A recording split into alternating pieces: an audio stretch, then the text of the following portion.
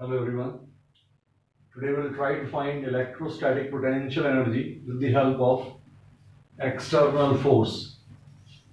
Earlier we have developed the same function but with the help of internal force, and today we shall see how do we obtain potential energy using work done by external force.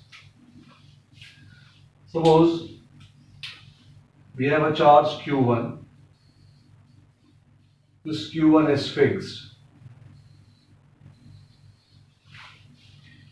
and there is a charge Q2 which is right now at infinity.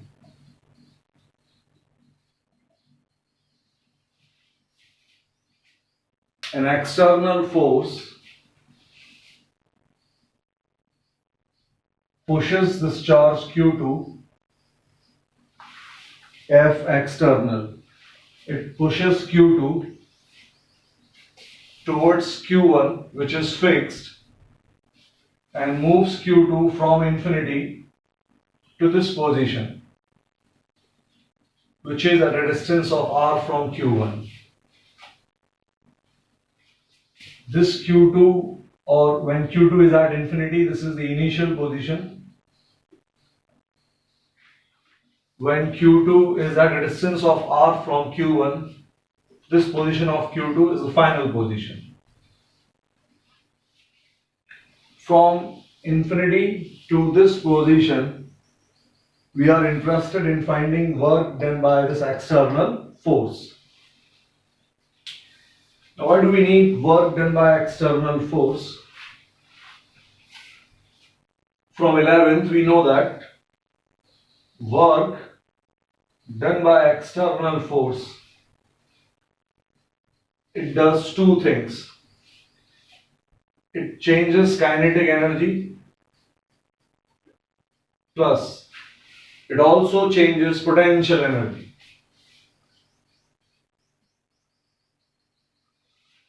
Work done by external force produces two changes in the system. It changes kinetic energy of the system as well as it changes potential energy of the system. Q1 is already fixed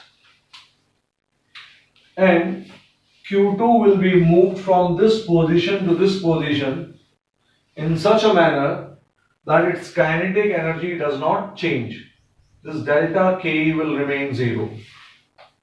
External force will move Q2 such that its kinetic energy does not change.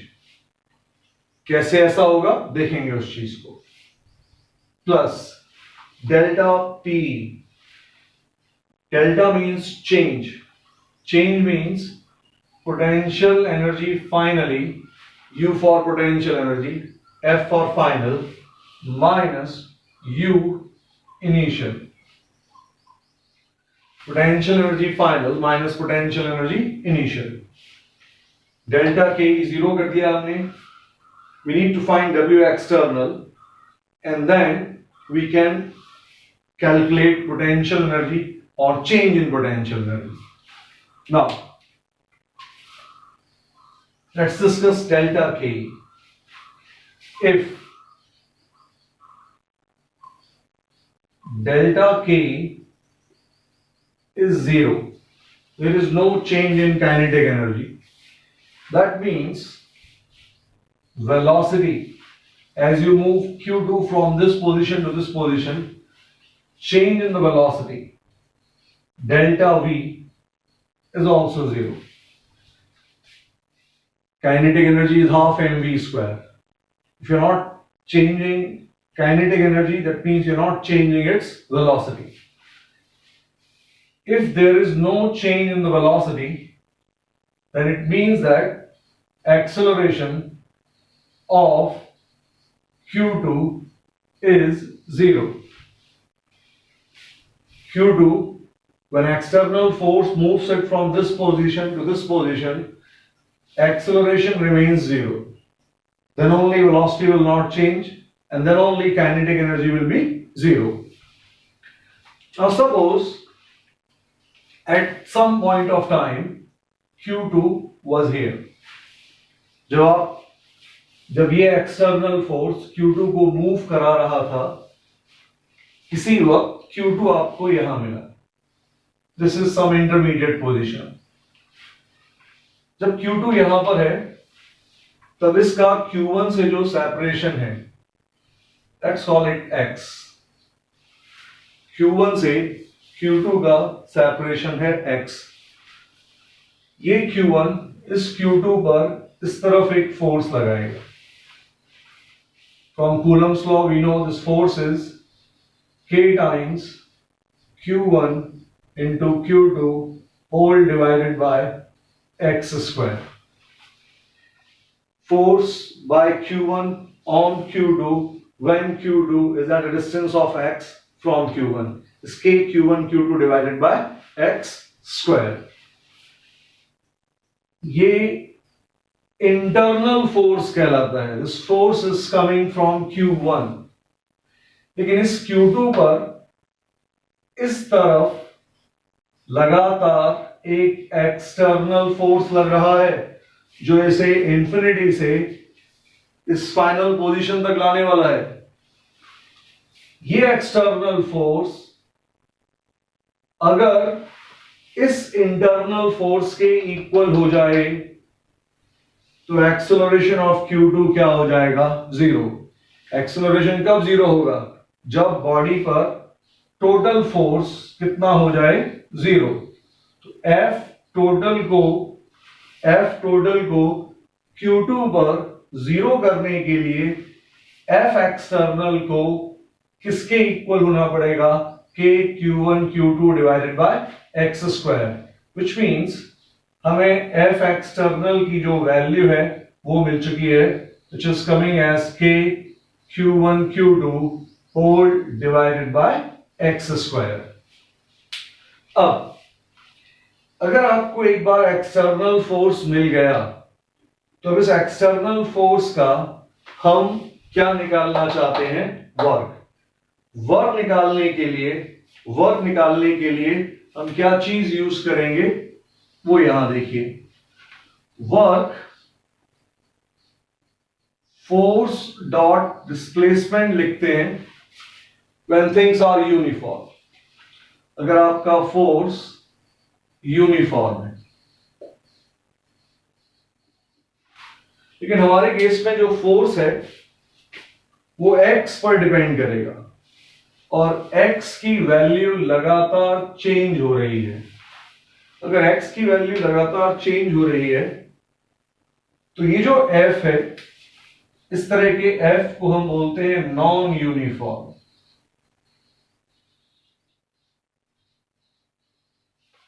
और अगर force non uniform है तो उसका work निकालने के लिए आप dw लिखते हैं और फिर इस dw को आप इंटीग्रेट करते हैं। dw की वैल्यू हुआ करती है f डॉट ds।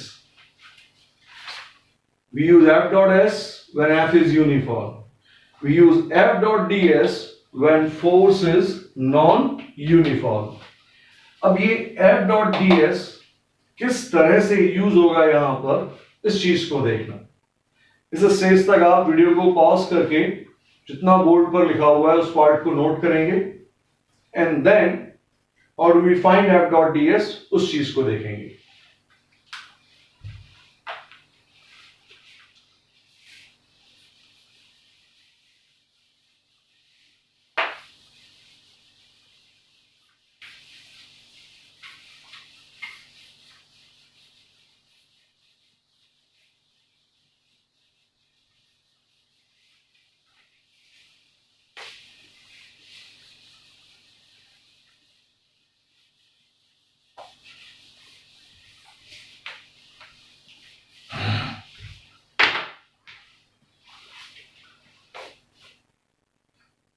यहां पर Q1 है, this is the position of Q2, separation between Q1 and Q2 is x। इस तरफ फोर्स लग रहा है F एक्सटर्नल, इसकी वैल्यू हमने अभी कैलकुलेट की थी and this value is K Q1 Q2 whole divided by X square. हमें निकालना है डी डब्ल्यू हमने नोट किया F dot D S. How do we open F dot D S? First vector का मैग्नीट्यूड ये रहा k q1 q2 upon x square, ये यहां लिखा।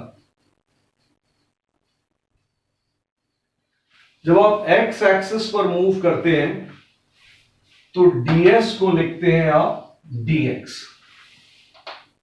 अगर आप y में मूव करते तो dy, अगर आप z में मूव करते तो dz। अब एक छोटी सी चीज और, मैथ्स बोलती है कि अगर इस सेपरेशन को आपने x लिया हुआ है तो जो x का इंक्रीमेंट है from this point two this point, this will be called dx. If this is x, then along the direction of x itself you have to take dx. हमारा एक्सटर्नल फोर्स लेफ्ट में लग रहा है, body जा भी left में रही है, लेकिन मैथ्स बोलती है कि आपको dx को राइट में लेना होगा। तो जब आपने dx यहां लिया, फोर्स इधर है, dx इधर है, तो जो डॉट है ये बोलता है कि इन दोनों के बीच का एंगल आपको काउंट करना पड़ेगा with cos of it, which is cos of 180। फिर से देखना, डॉट किस तरह से ओपन होता है, magnitude of first vector, magnitude of second vector, and then cos of angle between this vector and this vector. बॉडी पर एक्सटर्नल फोर्स लेफ्ट में लग रहा है, मैथ्स बोलती है कि dx x का इंक्रीमेंट होता है, उसको आप राइट साइड लेंगे, दोनों के बीच में देयरफॉर एंगल बिकम्स व्हाट, 180। जैसे आपने इतना किया, ये चीज बन गई है dw equals to k q1 q2, this cos of 180 its value is -1, ये रहा। This 1 upon x square is x to the power -2 multiplied by dx। इसको डिनोमिनेटर से न्यूमरेटर में शिफ्ट किया, cos 180 यहां आ गया। अब we have to integrate this function. जब आप dw को इंटीग्रेट करेंगे आपको क्या मिलेगा, w। जब आप dw को इंटीग्रेट करेंगे, ये सारी चीजें कांस्टेंट है, k q1 q2, आपको केवल किस पार्ट को इंटीग्रेट करना है, x to the power -2, और x to the power -2 का इंटीग्रेशन हुआ करता है x to the power -2 + 1 upon -2 + 1। साथ में कौन कौन है, minus of k q1 q2, -2 + 1 is -1, minus minus plus, ये आ गया हमारे पास k टाइम्स q1 q2। अब look here, this is x to the power -1, it becomes 1 upon x। तो जो w था हमारा, किसकी वजह से, एक्सटर्नल फोर्स की वजह से, वो कितना निकल कर आया, k q1 q2 divided by x। लेकिन अगर आप इस तरह से लिखकर छोड़ देंगे तो फिर आपको बोर्ड एग्जामिनेशन में टोटल फुल मार्क्स इस आर्टिकल में नहीं मिल पाएंगे। आपको इंटीग्रेट करने के बाद ये बताना पड़ता है कि आपने कहां से कहां तक इंटीग्रेट किया था, विच मीन्स आप चार्ज को कहां से कहां तक लेकर आए थे। तो जब हमारा Q2 मूव करना शुरू करता है, स्टार्टिंग में Q2 की वैल्यू इनफाइनाइट है, x की जो लोअर लिमिट है, इनिशियल वैल्यू, कहां से चलना शुरू किया इसने, इंफिनिटी से, कहां तक, फाइनली जब Q2 हमारा R पर पहुंचा था, which was the final position, इस जगह पर अपने को पोटेंशियल एनर्जी कैलकुलेट करनी है। कहां से चला, इंफिनिटी से, कहां तक चला, R तक। This is called lower limit and this is called upper limit. जैसे ही आपने upper limit and lower limit की वैल्यूज को पुट किया, k q1 q2 ये कांस्टेंट है, लिमिट पुट करने का तरीका होता है this is 1 upon x, x की जगह पर upper limit 1 upon r minus, अब x की जगह पर lower limit 1 upon infinity. 1 upon infinity is 0 and that gives you k q1 q2 divided by r. This is W external which is coming as k q1 q2 divided by r. अब इस W external को जो हमारा पिछला part था वहां use करते हैं. Again pause the video at this point and note down everything. और उसके बाद इसको फर्स्ट पार्ट के साथ लिंक करते हैं.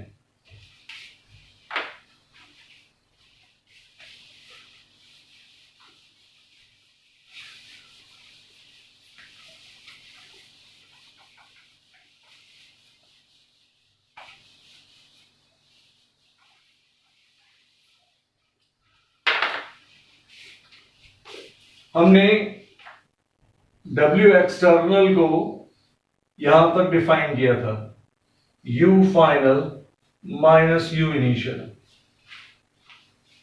Work done by external force था change in kinetic energy plus change in potential energy. Kinetic energy में चेंज होने नहीं दिया हमने, यहां तक हम पहुंच गए थे. फाइनल का मतलब था when Q2 is at a separation of R. Initial का मतलब था when Q2 was at infinity. Now, potential energy at infinity is taken 0. जो हमारा internal force के through potential energy का आर्टिकल है, उसमें आपको क्यों हम infinity पर 0 लेते हैं, अगर नहीं लेंगे तब क्या होगा, उसकी पूरी की पूरी डिटेल मिल जाएगी. U at infinity is 0. W external हमने अभी कैलकुलेट किया था which was K times Q1 Q2 divided by R. This is U at R minus U at infinity which you have taken as what? 0. That gives us potential energy of Q1 and Q2. Potential energy of Q1 and Q2. क्या है ये Q1 and Q2? Remember, these are two point charges. अगर point charges नहीं होंगे तो Coulomb's law applicable नहीं है. Potential energy of Q1 and Q2, which are 2 point charges, when they are separated by a distance of r, is given by K times Q1 Q2 divided by R. Potential energy को use करने के लिए work को आपने develop किया. Work scalar quantity है and therefore potential energy is also scalar quantity. Work इसकी unit होती है जूल्स, इसलिए हमारा जो पोटेंशियल एनर्जी फंक्शन है इसकी पोटेंशियल एनर्जी भी क्या होगी, जूल्स. रिमेंबर, ये पोटेंशियल एनर्जी Q1 की नहीं है, Q2 की नहीं है. जब Q1 और Q2 दोनों आप एक साथ लेंगे तो उस सिस्टम की पोटेंशियल एनर्जी क्या हुआ करेगी, K Q1 Q2 divided by R, provided potential energy when Q2 is at infinity is considered what, 0. इसकी पूरी डिटेल आपको उस लेक्चर में मिल जाएगी जहां पर हमने पोटेंशियल एनर्जी को इंटरनल फोर्स के थ्रू डेवलप किया था. You can again pause this thing and note down every part. Thank you very much.